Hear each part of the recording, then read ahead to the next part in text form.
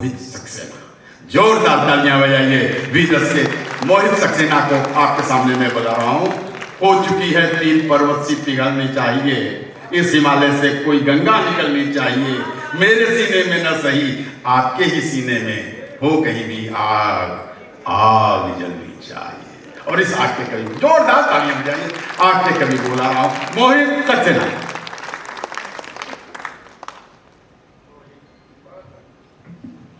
बहुत आभार दादा, मंच पर आमंत्रित करने के लिए।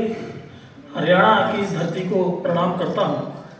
चिरंतन युद्ध भूमि, चिरंतन तपोभूमि है यह। इसने निर्णय लिए हैं कि देश पर राज कौन करेगा। आदरणीय कुछ श्रोता उठकर चले गए, परंतु यह हरियाणा की धरती है। यहाँ पर यदि एक श्रोता भी अर्जुन जैसा मिल जाए तो कहा जाने वाला गीत जो है वो गीता। वाह बढ़िया, वाह वाह। निवेदन एनएचपीसी को प्रणाम करता हूं। आप वे लोग हैं जिन्होंने भारत माता की धमनियों में बहने वाले जल से बिजलियां उत्पन्न की।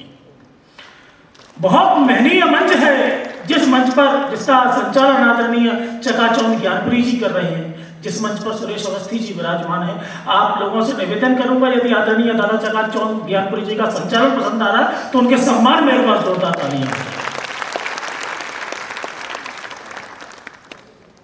जब स्वतंत्रता संघर्ष चल रहा था, भारत के बहुत बड़े क्रांतिकारी हुए। यदि क्रांतिकारियों की श्रृंखला का नाम ले तो निश्चित रूप से सबसे पहला नाम भगत सिंह जी का आता है, प्रातः स्मरणीय है। लेकिन उन्हीं के समकक्ष और क्रांतिकारी हुए राजेंद्र लाहिड़ी जी, जिनको गोंडा की जेल में काकोरी एक्शन डे के लिए वे दंडित किए गए, भर्ती थे और उनको फांसी की सजा हुई।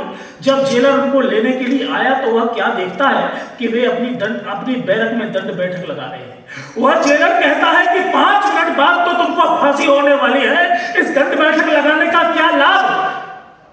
राजेंद्र लाहिड़ी कहते हैं कि मैं जानता हूं इस माता भारती की सेवा का सपना मेरा अभी अधूरा है, इसको स्वतंत्र नहीं करा पाया हूं। सनातन हिंदू धर्म में जन्म लिया है, जानता हूं कि पुनः जन्म लेकर फिर से इस मातेश्वरी की सेवा करने आऊंगा। दंड बैठक इसलिए लगा रहा हूं ताकि अगले जन्म में बलिष्ठ पैदा हो सके। लेकिन आदरणीय माताएं बसंत कुमारी जैसी थी तो बेटे राजेंद्र लाहिड़ी जैसे पैदा हुए। माताएं जीजाबाई जैसी थी तो बेटे शिवाजी जैसे पैदा हुए। माताएं जयवंताबाई जैसी थी तो बेटे राणा प्रताप जैसे पैदा हुए। माताएं, दुख के साथ ये भी कहना चाहता हूं कि अगर इंस्टा पर रील बनाती नहीं तो बच्चे केवल नच के ये पैदा होंगे। दशरथ के रथ की सारथी बनाती है। माताओं बहनों को प्रणाम करता हूं। कौन है वह चरित्र जो ऐतिहासिक रूप से उपेक्षित रहा। दशरथ के रथ की सारथी बनाती है तो दानव दल का बल निकाल देती है और रथ के पहिए की कील निकल जाती है तो ये अपनी उंगलियां डाल देती है। नारी पवित्र है, पूजिता है, अक्षत कुमकुम लाली है। नारी सरस्वती दुर्गा है, मां लक्ष्मी है, काली है। अगर क्रुद्ध हो नारी तो जग भयाक्रांत होता है। शिव चरण पकड़ने तब काली का क्रोध शांत होता है। क्यों होती है देश को वीर रस के कवियों की आवश्यकता। आदरणीय दादा ने मेरा परिचय दिया। चंदर बरदाई डिंगल मेना दोहा छंद सुनाते तो सुनाते तो पृथ्वीराज चौहान से गौरी की गर्दन कटवाता हूं। और भूषण वीर शिवा की नस नस में अंगार नहीं बढ़ते। भूषण वीर शिवा की नस नस में अंगार नहीं बढ़ते। औरंगजेब से आता ताई को घुटनों पर लाता को। कौन लड़ाता राणा को अकबर की भीषण सेना से और गिरे हुए गांडीव धनुष को अर्जुन से उठवाता कौन। और कभी यदि चीख चीख मंदिर पर बात नहीं करते, और कभी यदि चीख चीख मंदिर पर बात नहीं करते तो अवधपुरी में राम लला के मंदिर को बनवाता कौन। ऊर्जा दीजिए। यदि आपने मुझे 5 मिनट ऊर्जा दी तो वादा करता हूं अगले 10 मिनट में आपकी धमनियों के तापमान को 5 डिग्री बढ़ाकर जाऊंगा। जब आदरणीय इस देश पर पहलगांव पर हमला हुआ और उसके बाद हमने कुछ समय बाद ही दिल्ली में ब्लास्ट देखे, जब डॉक्टरों को पर्चे पर आरएक्स लिखना था वे आरडीएक्स लिखने लगे तो मेरे दिल में वेदना उत्पन्न हुई। क्या बात, वाह। मुझे यूं लगा कि पहलगाम के बाद जब ऑपरेशन सिंदूर हुआ तभी काम पूरा कर दिया जाता तो दिल्ली को ये ब्लास्ट नहीं झेलने पड़ते। जो वेदना मेरे दिल में हुई, यदि आपके दिल में वह वेदना ठग से लग जाए तो मुझे बताना। ऑपरेशन सिंदूर के समय सोचा मैंने कि हमने तो सोचा था शंकर नेत्र तीसरा खोलेंगे, हमने तो सोचा था शंकर नेत्र तीसरा खोलेंगे, आर पार का रण होगा अपना पीओ के ले लेंगे, आर पार का रण होगा अपना पीओ के ले लेंगे। लेकिन हमने नागफनी की जड़ में मठा नहीं डाला, लेकिन हमने नागफनी की जड़ में मठा नहीं डाला, और जब एड़ी रखी दी थी क्यों फन को कुचल नहीं डाला। जब एड़ी रखी दी थी क्यों फन को कुचल नहीं डाला। अरे 2 दिन और टिके रहते, 2 दिन और टिके रहते, दुख दैन्य बीतने वाले थे। अब की बारी तो निर्णायक जंग जीतने वाले थे, अब की बारी तो निर्णायक जंग जीतने वाले थे। पर हमने फिर पुरखों की गलती से नाता जोड़ लिया और सांप अधमरा करके हमने फिर से जिंदा छोड़ दिया। क्या बात है, वाह वाह वाह। आदरणीय, जब ऑपरेशन सिंदूर हुआ आप सब जानते हैं कि वहां क्या हुआ। उससे पहले जो पहलगाम की घटना हुई, कश्मीर के पहलगाम के उस घाटी में उन आतंकवादियों ने लोगों से धर्म पूछ कर गोली मारी थी, नाम पूछकर, धर्म पूछकर, पेंड उतारवा कर पूछ कर गोली मारी गई कि तुम कौन हो, अपनी पहचान बताओ। लेकिन भारत की सेना के शौर्य के लिए आपके हाथ खुलेंगे जब उन्होंने कहा, उस औरत ने कहा जिसका पति मार दिया गया, कि कहा कि मेरे पति को मार दिया है, मुझे भी मार दो। उन आतंकवादियों ने कहा तुम्हें नहीं मारेंगे, तुम जाकर बताना मोदी को। उन्होंने जाकर बताया, मोदी ने फिर देश की सेना को बताया, और अब देश की सेना के लिए आपके हाथ खोलते देखना चाहता हूं। बोला था ना जहां छुपोगे वहां पता कर मारा है, बोला था ना जहां छुपोगे वहां पता कर मारा है। हमने भारत की सेना का शौर्य जता कर मारा है, और तुमने हमसे हिंदू है क्या पूछ कर मारा था, तुमने हमसे हिंदू है क्या पूछ कर मारा था। हमने तुमको हिंदू क्या है बता कर मारा।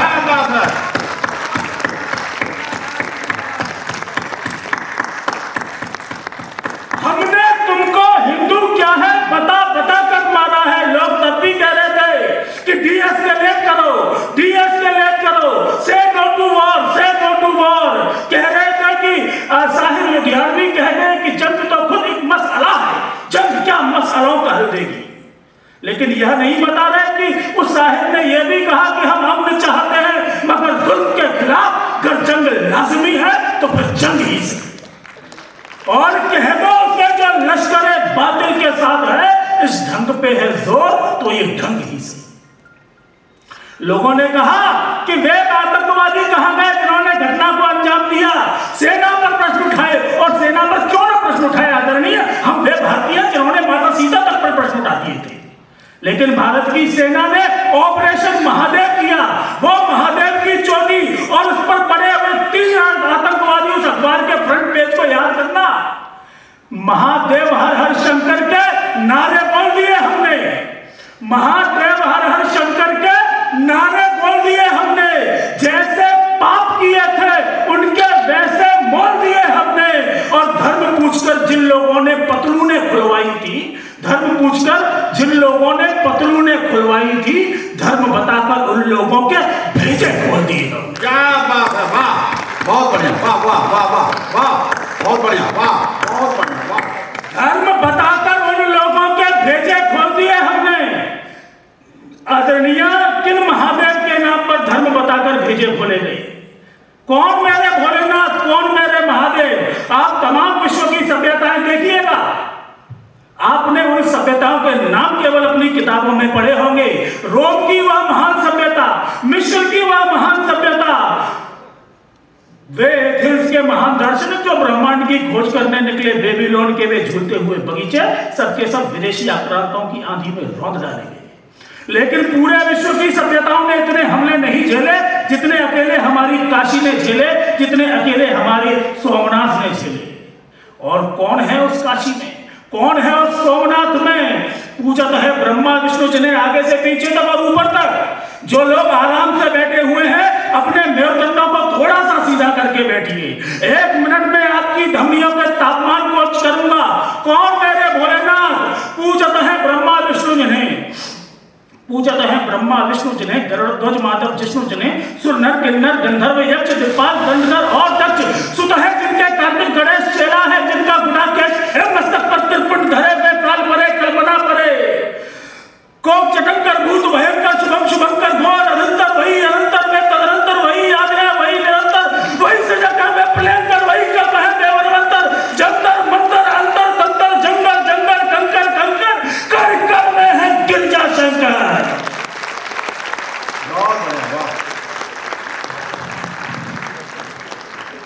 द्वारा जुड़ना कोक चटंकर भूत भयंकर कविता वाले लोग बैठे हों जहां परिभाषा देखें। कोक चटंकर भूत भयंकर शुभम शुभंकर घोर अनंतर वही अनंतर वे तदनंतर वही आद है वही निरंतर वही सजग है वे प्रलयंकर वही कल्प है वे बनवंतर जंतर मंतर अंतर तंतर जंगर जंगर कंकर कंकर कण कण में है गिरजा शंकर।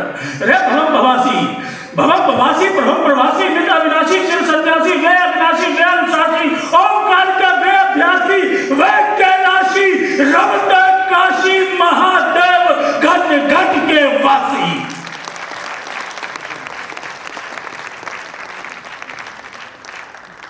और लोग मुझसे कहते हैं आदरणीय सर कि तुम ओझ के कभी इतना चीखते क्यों, तुम्हारी वाणी का तारक तो इतना उच्च क्यों हो जाता है? मुझे यूं लगता है कि वो जो 6 साल की बेटी है ना सर, जिसके साथ व्यभिचार होता है दरिंदगी होती है, वो मेरी बहन होती है। वो जो सैनिक रोज सीमा पर हमको बचाने के लिए शहीद हो जाता है वो मेरा भाई होता है। मेरी वाणी कर्कश क्यों ना हो जाए? मां भारती के भाल पर जब कील गाड़ी जा रही हो, मां भारती के भाल पर जब कील गाड़ी जा रही हो, कुरुस सभा में रोज पांचाली उभारी जा रही हो, तो कहो दुशासनों का वक्ष फाड़े क्यों नहीं? और सिंघड़ी के पुत्र हैं तो हम दहाड़े क्यों नहीं?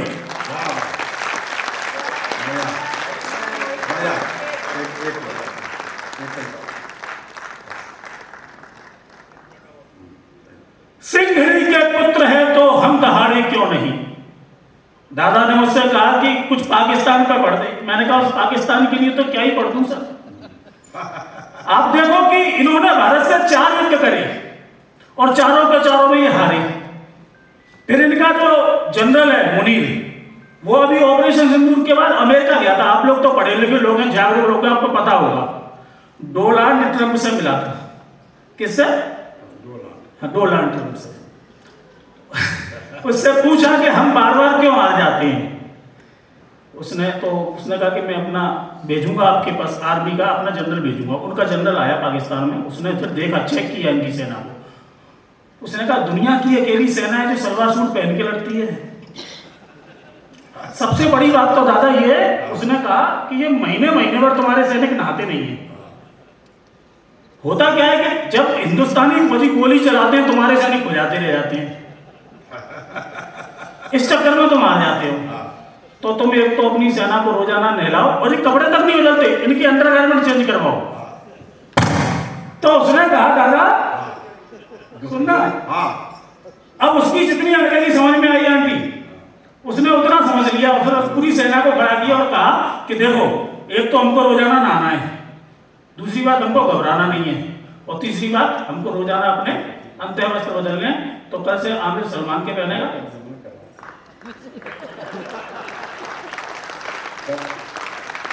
सलमान इमरान के पहनेगा, ये कंडीशन है। फिर भी वो कहता है कि कश्मीर मेरे गले की नस है। तब आदरणीय राजभाषा का आप कार्यक्रम करा रहे हैं, अपनी भाषाओं पे गर्व करना आना चाहिए हमको। जब उसने कहा कि कश्मीर मेरे गले की नस है, तो मैंने अपनी आम भाषा में कहा, अपनी लोक भाषा में कहा, और पहली पंक्ति पे आपकी तालियां उठते देखना चाहता हूं कि बेटा जितनी उम्र तुम्हारी बितनी कमर हमारी, जितनी उम्र तुम्हारी बितनी कमर हमारी, पाए परोगे हमसे बोलोगे दादा आदरणीय। देखना एक एक पंक्ति में एक एक वह मुहावरा है जिसको हम अपनी आम भाषा में बोलते हैं। अंतिम दो छंद पढ़ के अपना स्थान ले रहा हूँ। बेटा जितनी उम्र तुम्हारी बितनी कमर हमारी, पाए परोगे हमसे बोलोगे दादा, हम मारेंगे ऐंठ के तुम रोओगे बैठ के। बहुत अच्छा।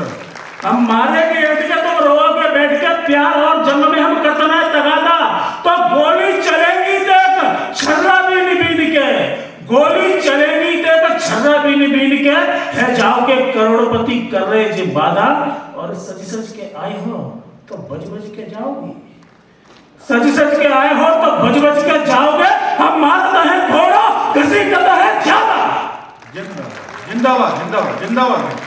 हम मारता है थोड़ा घसीटता है ज्यादा, लेकिन आदरणीय इस देश में कि यह देश केवल दो मोर्चों पर नहीं, हमारे स्वर्गीय सीडीएस बिपिन रावत ने कहा था कि 2.5 मोर्चों पर युद्ध कर रहा है। देश के उन दोनों मोर्चों को तो हमारे देश की सेना देख लेगी, लेकिन देश के अंदर के उन गद्दारों को तो हमको और आपको देखना पड़ेगा जो भारत माता को गाली देते हैं। विदेश में किसी में कुछ हो जाए तो इस देश को आग लगाने की बात करते हैं।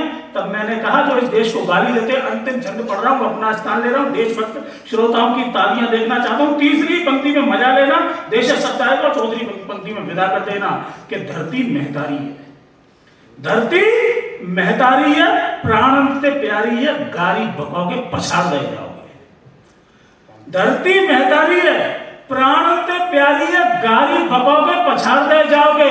अरे फूलन से महको जा भारत की बगिया में, कांटे बनाओगे उखाड़ दे जाओगे। क्या बात है, अरे वाह वाह वाह वाह, क्या बोले वाह वाह। तीसरी पंक्ति में देश शब्द आएगा, आनंद लेना, चौथी में विदा करना। धरती महतारी है, प्राण से प्यारी है, गारी बकोगे पछाड़ दे जाओगे।